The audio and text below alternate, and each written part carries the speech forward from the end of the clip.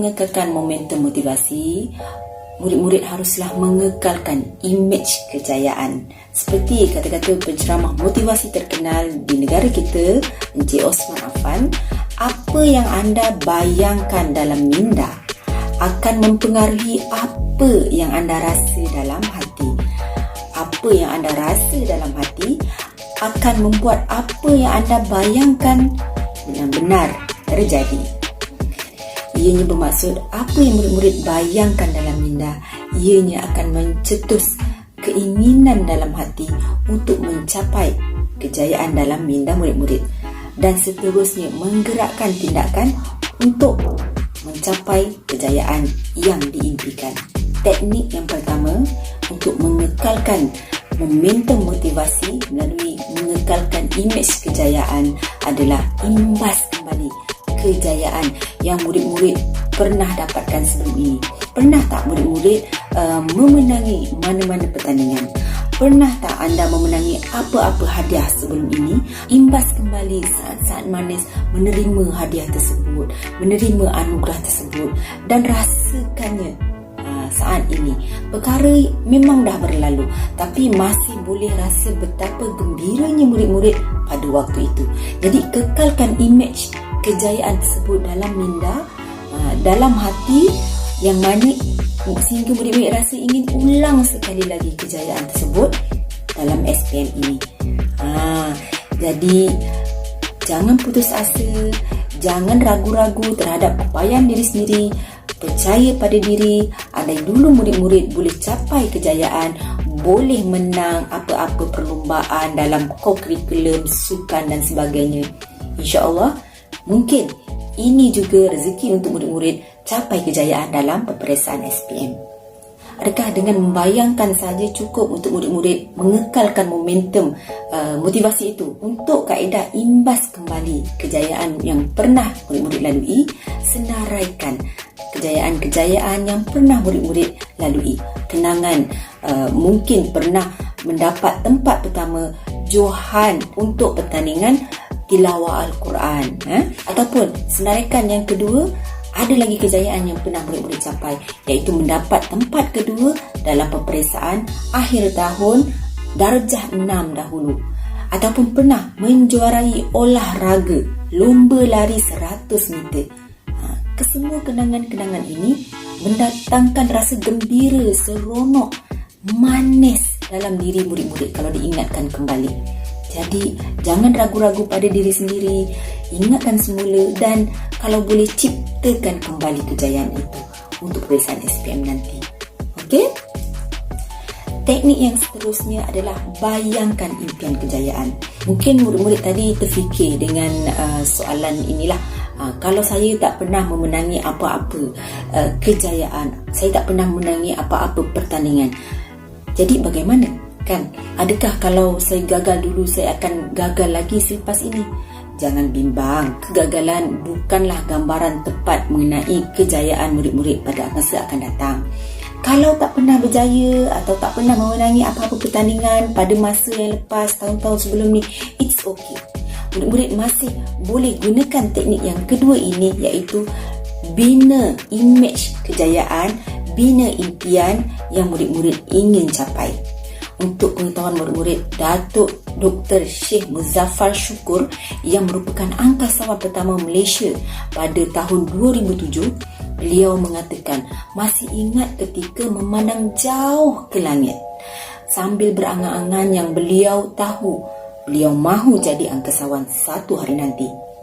Bezanya beliau dengan orang lain ialah beliau bukan sahaja berangan-angan ke angkasa lepas, malah menanam keazaman tanpa keraguan yang beliau akan meluncur membelah langit suatu hari kelak, dan ternyata beliau berjaya.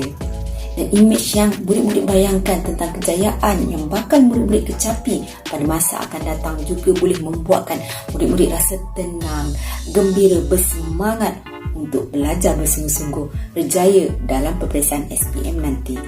Seperti juga teknik yang pertama, iaitu mengimbas kembali kejayaan.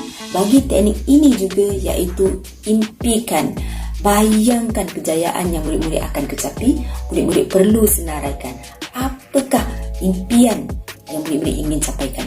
Mungkin yang pertama, ingin lulus dengan cemerlang dalam SPM 8A, 10A. Kemudian tulis juga impian kedua, ingin melanjutkan pelajaran ke Universiti Sains Malaysia, ke Universiti Kebangsaan Malaysia dan sebagainya.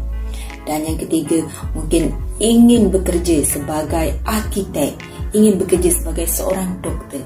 Tuliskanlah impian-impian kejayaan yang ingin murid-murid kecapi pada masa akan datang.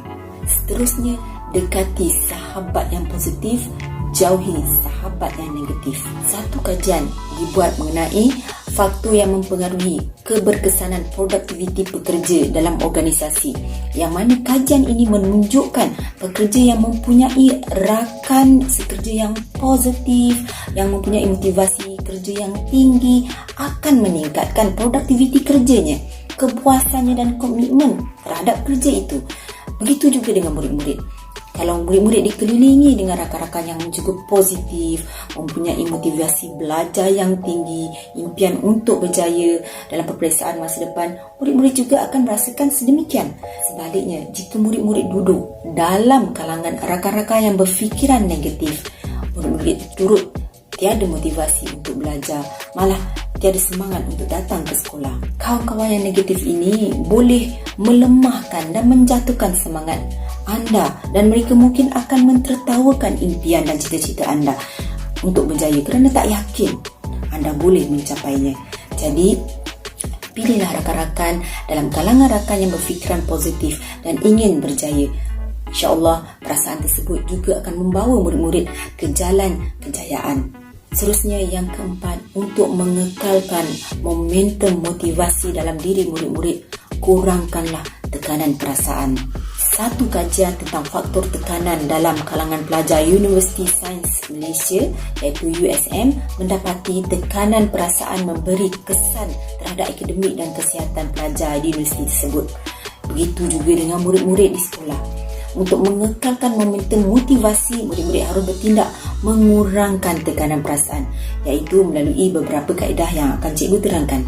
Yang pertama, beribadat mengikut kepercayaan agama masing-masing. Berdoa, ingin mencapai apa, ingin mendapatkan apa, doa pada Allah, doa pada Tuhan. InsyaAllah, berkat doa, segalanya akan berjalan dengan lancar. Seterusnya, luahkan perasaan. Setiap hari murid-murid akan bertemu dengan teman-teman sekelas, dengan ibu bapa, adik-beradik, guru, kaunselor. Jadi, jika ada perasaan yang terpendam, yang tidak selesa, luahkan kepada orang-orang yang murid-murid percayai. Memang tidak boleh menyelesaikan masalah, namun sedikit sebanyak dapat melegakan perasaan yang murid-murid tanggung. Seterusnya, alirkan tekanan kepada aktiviti yang positif.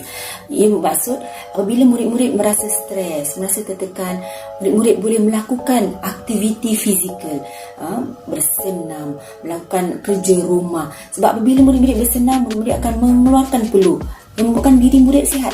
Dan bukan itu sahaja, malah tubuh kita akan merembeskan hormon endorfin, yang mana hormon endorfin ini memberi rasa gembira dan memberi rasa tenang. Sebaliknya, kalau murid-murid bertindak negatif, seperti ada masalah, duduk dalam bilik, tak nak keluar, tak nak berjumpa, tak nak makan, ini akan menjejaskan diri dan kesihatan murid-murid dan menambah lagi gangguan emosi. Seterusnya, jaga waktu tidur. Jangan tidur berlebihan dan jangan kurang tidur, kerana ini akan menambah lagi tekanan perasaan dalam diri murid-murid. Teknik pernafasan yang itu juga membolehkan kita mengawal perasaan, mengawal marah. Dan apabila marah dapat dikawal, InsyaAllah tekanan perasaan juga dapat dikurangkan.